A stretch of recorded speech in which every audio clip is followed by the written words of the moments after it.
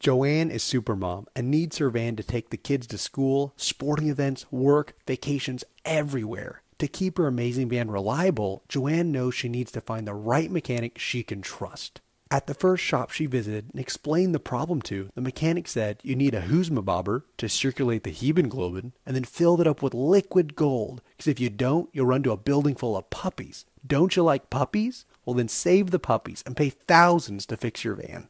Joanne politely says, I think I'm going to get a second opinion. The next shop was clean and everyone was smiling. She approached the mechanic, but before she could even explain the problem, he blurts out with excitement, I can fix anything. I've been working here for days. Now how do I open your hood? Joanne likes the enthusiasm, but really needs someone experienced. She politely says, I just want to check out all my options first. She visited a third shop and was pleasantly surprised. The owner said, if you need brakes or preventative maintenance work, that's all we'll do. Nothing more, nothing less. And we'll make sure you fully understand why your van needs any repairs we suggest before we do them. Joanne remembers how great their online reviews were. It's an easy decision. She schedules a service and is confident she found the right shop for her van.